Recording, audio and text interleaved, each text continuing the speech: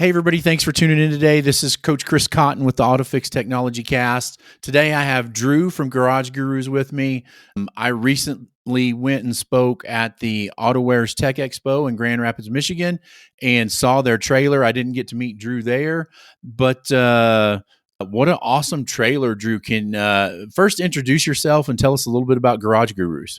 Sure, not a problem. Thanks for having me, Chris. My name is Drew Jablonowski. I'm with Garage Gurus. I've been with the program since its inception in 2014 through all different facets with it. So I started off as a technical product specialist, which we'll talk about, I'm sure, today. I've been a master trainer. I've managed our content curriculum team and our tech line team as well. And it's been an awesome journey with them. And I'm glad I could be here today and talk about them. Yeah, thanks for joining us from Michigan. Even though we were just talking about before that I didn't get to meet you while you were there because Mama said no, and that's fine. Like, it's okay. 4 weeks of straight travel is where she's got to draw the line, Right? Yeah, I'm surprised it took that long, 4 weeks, like, and not like 2 or something.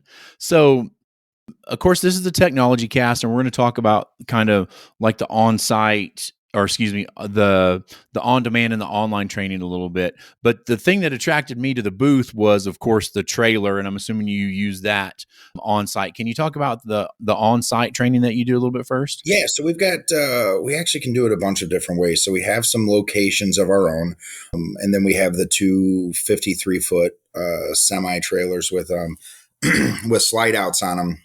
And we can, take that into local areas and provide training for, local technicians. So most of our training gets sold to our customers being like AutoWare's, O'Reilly, ACI, Advanced Auto Parts. So, people who purchase our parts. So if you look at the overarching umbrella as Drive Incorporated, and so we make Moog, Monroe, Felpro, Champion, all kinds of different lines. There's like 29 different lines that we make. Garage Gurus is the technical support brand underneath Drive. So, we do that from what you were saying, on-site, online, on demand. So we have our in-person instructor-led training where we have 9 master trainers and senior master trainers, people who have been wrenching on cars from 10 years to 30 years. And then we have our technical product specialist, which is a big one, which they can actually come directly to your shop, help you with any technical issues on our parts, maybe even if you're having a technical issue that isn't even related to our parts, and then do a mini training session for free there if you want. And then we have a learning management system, which all of our content is it's homegrown. So we've built it internally since the start of the pandemic in 2020. So that was kind of a turning point for us to start developing our own stuff. So we didn't get into it too much, but I own my own shop again after several years being out, and we're in Southwest Colorado. And it looks like you have your own, like, I guess I want to call it static training facility. Do you have one in Denver? Is that right? We do not have one in Denver. We have one in Southfield, Michigan, which is right outside of Detroit.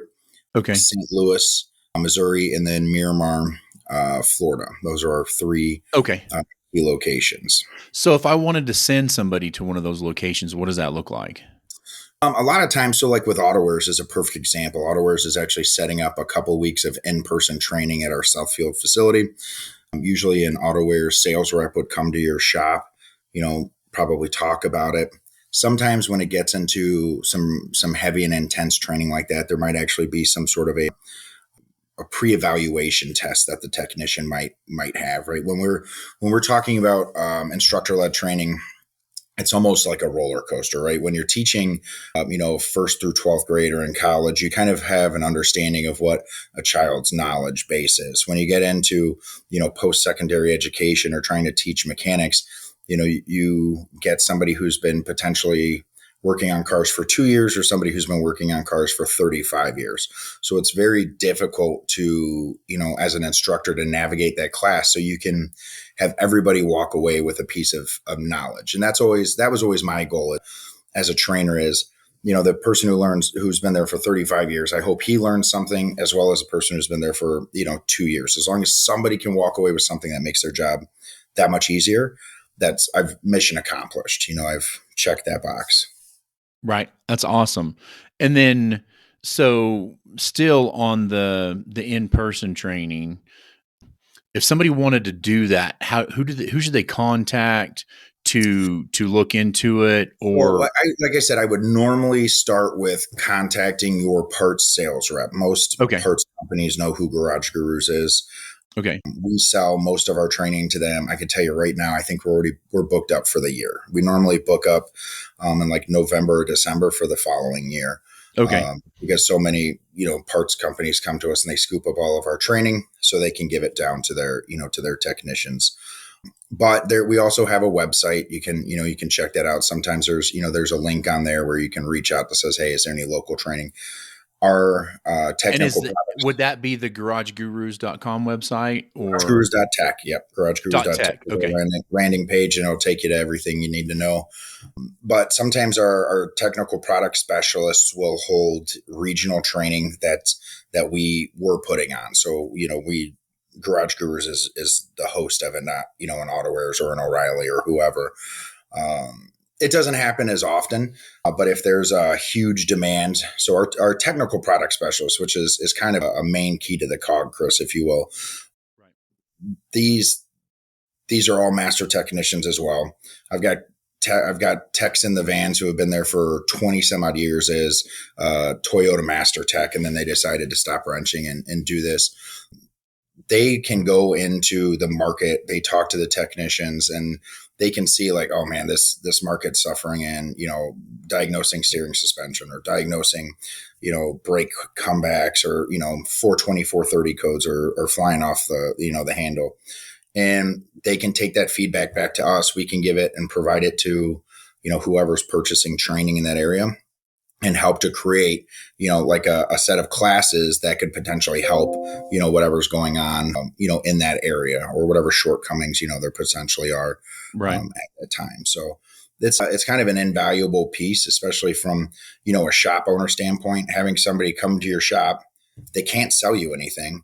They're literally just there to help you, whether it's Right. help you with our parts, help you diagnose a car, or help you figure out how to get some more training, or whatever it is, put you in the right direction of things. So for Drive to be able to share the guru knowledge to the industry, that's why I've been here for so long, because I was just blown away by kind of that give back to the community.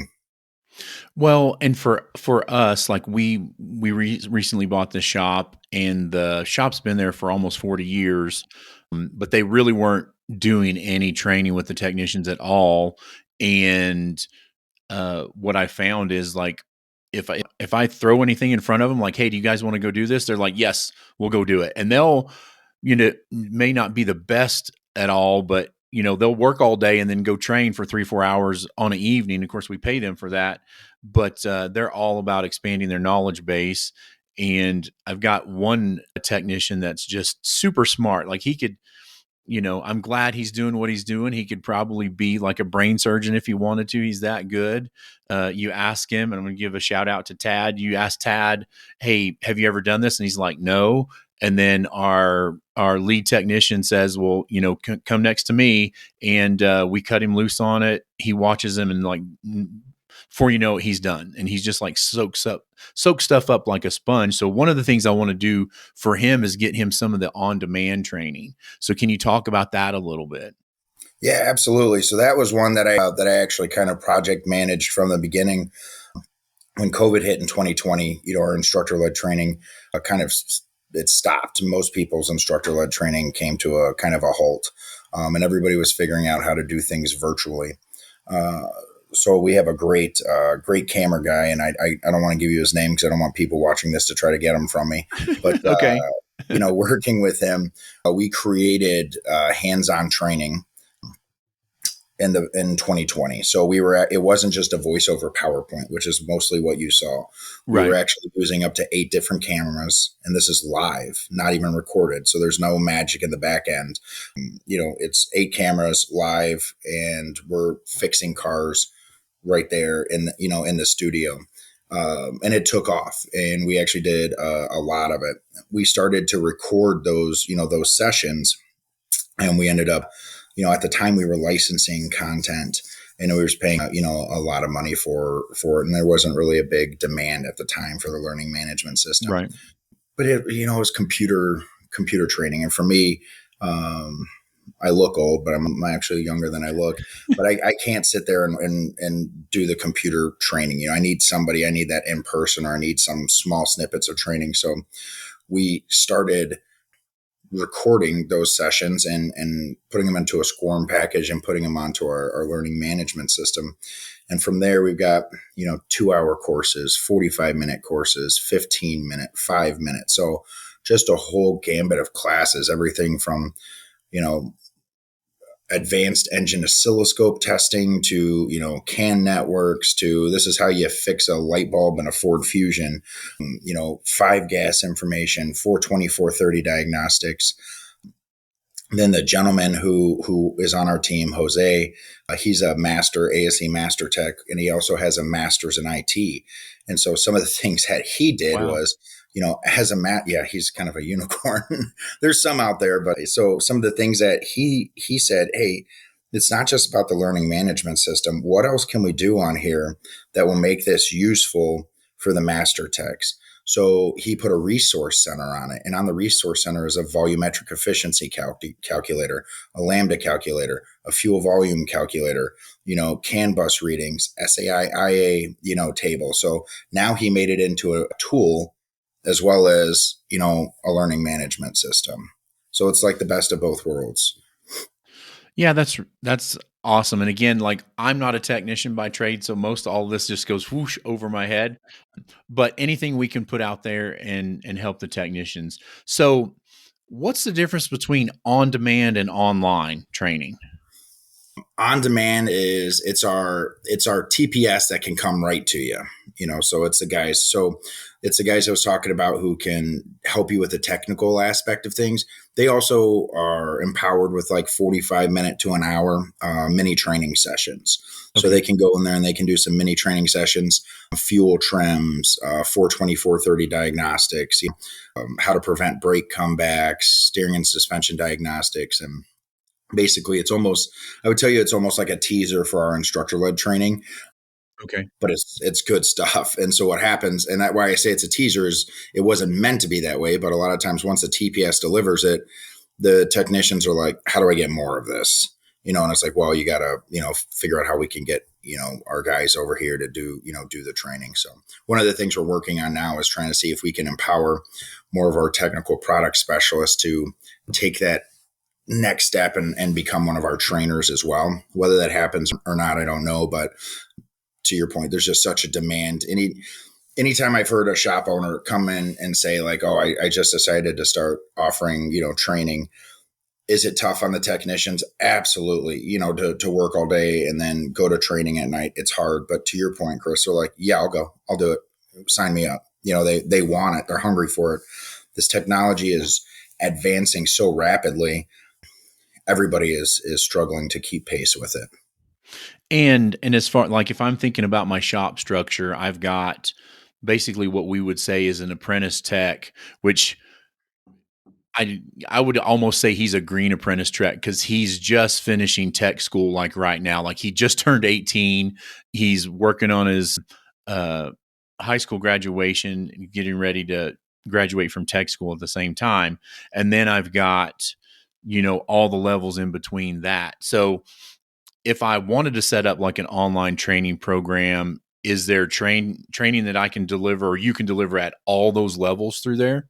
Yeah, absolutely. So what gets set up from an online standpoint is you would sign up as a shop, and then you could actually, or your shop foreman, whoever you put in charge of, to manage it, can actually assign classes to your Oh, nice. technicians. Okay. So we have a whole ASE suite, A1 through A8, A9, C1, L1. We're developing all of those in Spanish, which should come out in June or July as well. We're hoping to launch the HD series in English and Spanish, probably I would want to say this year, but more than I'm a realist, it'll probably be 2026. Okay. we just develop so much content. It's difficult to keep up. I mean, the trainers will come across, something in the field, or the TPS will, and next thing you know, we bring it to our review board. So we have an internal technical review board, and they're like, yeah, this is amazing. Yeah, we should film something on it. And so then we film something on it, and then it has to get edited. Well, what happened to the project that was already getting edited? So we actually have stuff on the drawing board, or stuff in post-production from 2023 still. Oh, wow. Okay. Yeah. It's like I said, we got 9 trainers, we got 10 or 11 TPS, and then you got a content team of 3 or 4, and they're all technicians. They're all in the field. They're all Right. visiting shops. They're all researching stuff. So we're just constantly learning, just like everybody else in this field. I mean, anybody who tells you they know it all, that's the person I'm scared of. I haven't met that Right. person yet, but I've heard a lot of people who've told me they know it all. Right. And so a couple of follow-up questions. Do they have to do it on desktop, or do you have a mobile version with the It's app mobile on the friendly, phone? Okay. 100% mobile friendly. Yep. I appreciate you Perfect. asking that. Well, technicians, it's interesting, some want to do it on a desktop, some want to do it on a tablet, some would rather do it on their phone.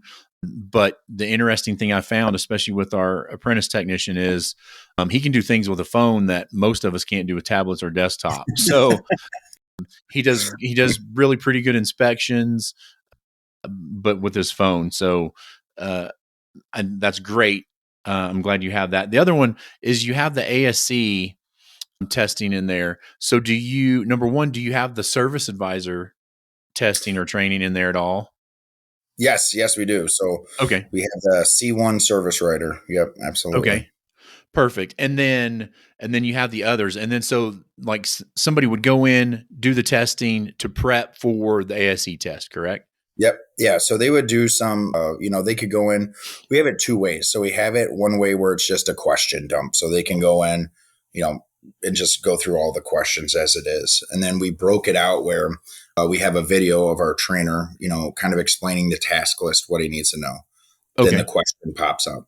They answer the question, right or wrong. The trainer will then pop up and explain why that answer was correct, or why that answer they chose was incorrect. Okay. And it takes it a little bit farther than you would see in kind of most, because they're like, this one was a little tricky. It could have been this, but this is why it wasn't this, Oh, and they, they're always tricky. Like, I don't yeah, know. Like, I was, gosh, you may know when the C1 service advisor came out, but I took it the first year it was available, so it's probably 15 years ago, 16 yeah, years, I don't know.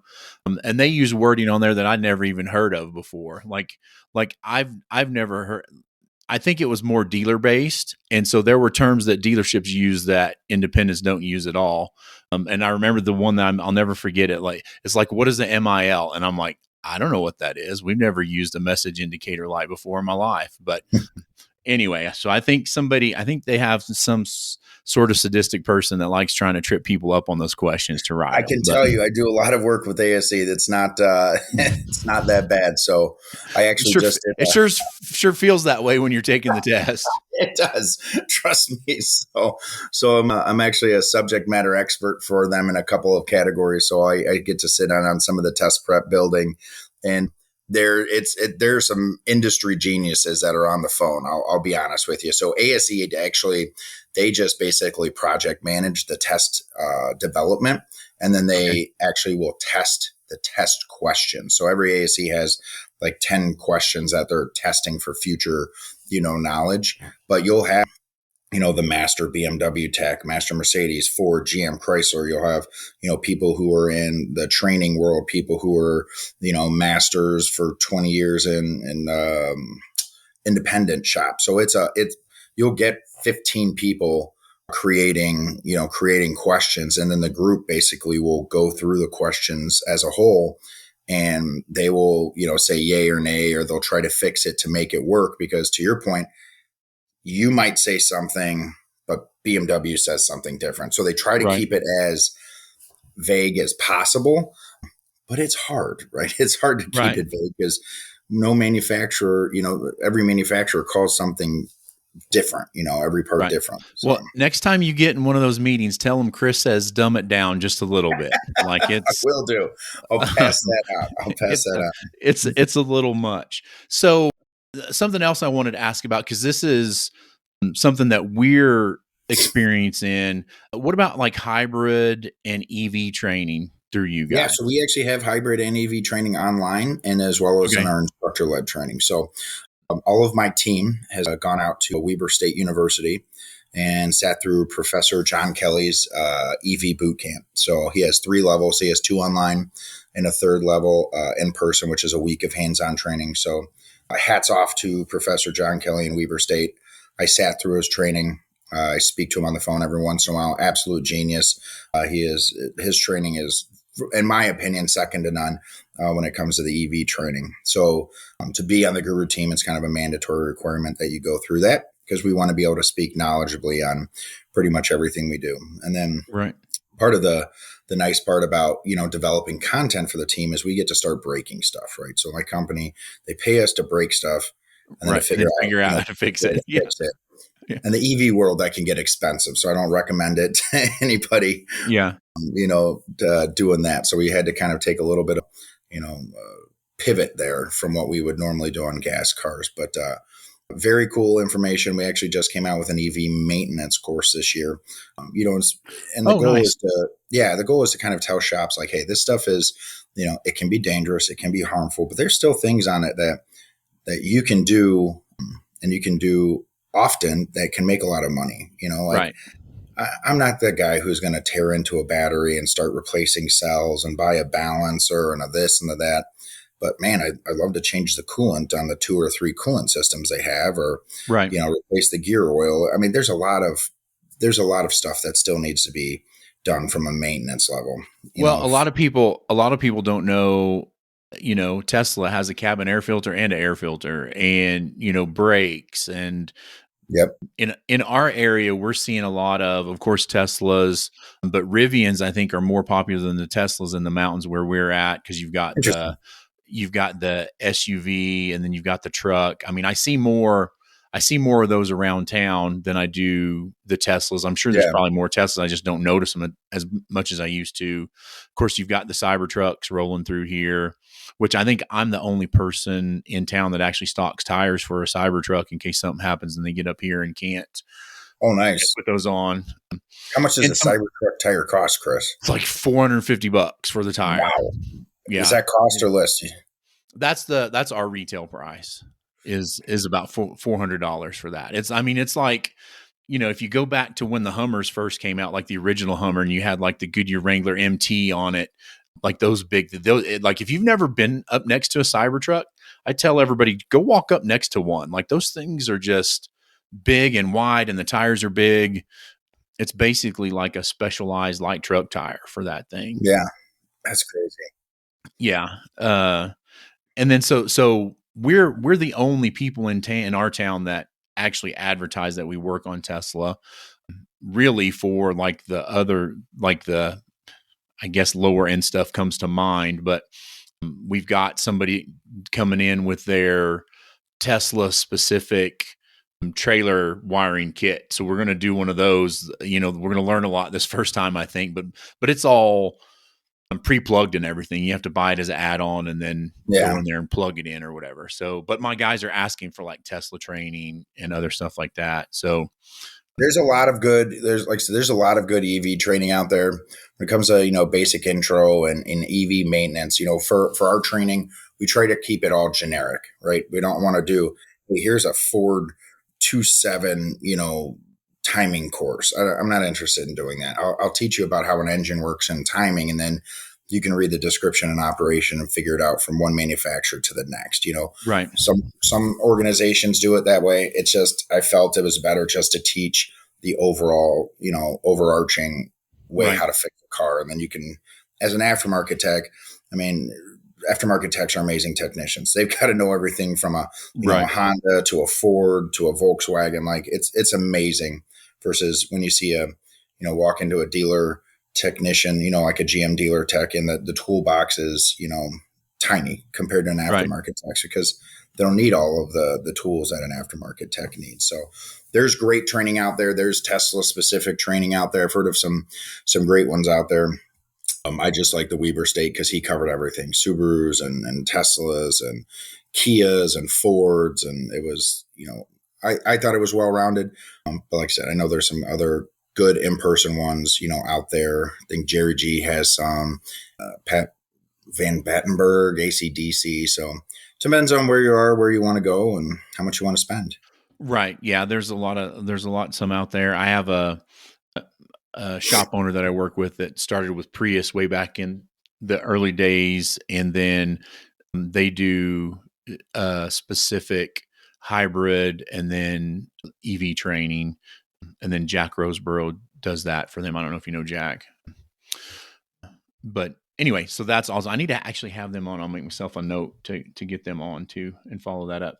So what does the future of training look like? Like if you look down the road, like 2 years, what do you like, how's it going to change or what do you think? I, I mean, that's a good question. I don't think we can keep up with the demand. So we usually book up every year. I was at a conference the other day, MAP, Motorist Assurance Program, Mm-hmm. conference. And I was giving a lecture there, and I said, just get training. I don't care if it's my training. I don't care if it's, Yeah, just get it. my competitors' training. Like I'm not in it to make money from training, right? Training is not this huge revenue, creator. It's here to help. We're trying to do the Right. best we can to help you. We're not perfect, but then nobody is in the space. So just get training. What does it look like in 2 years?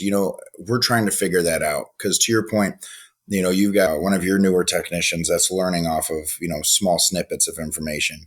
And that's one of the things we keep talking about. Is it, varied, and people call them like micro modules. Is it micro module based? It's tough.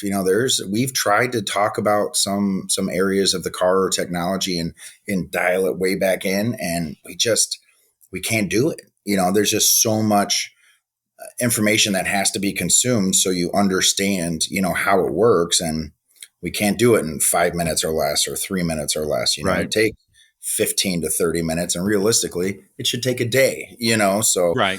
I don't know. I don't know what the future holds. I wish I did. I'd feel a lot better and probably sleep better at night, but we're just going to keep on doing what we're doing and, kind of pivot as needed, or, adapt and overcome. That's all you can do. Right. So thanks for being on today, Drew. I really appreciate it. I know you got a ton of stuff to do, and me and our listeners, we appreciate it. And hopefully we can steer more people your way. I don't know. I know you're busy, but the Anytime. the more training we get for the industry, the better off. So anything else, any other final words? Just thanks for having me on. Don't ever hesitate to reach out if something comes up and you need to talk about it and you think I might need, know something about it. Whatever the gurus can do to help that's kind of what our motto is. Well, I got your personal email address now, so better watch out. Yeah. No problem. Anytime, Chris. I appreciate it. Thank you. You bet. Anytime. Thank you too, Drew. If there's anything I can do, just let me know.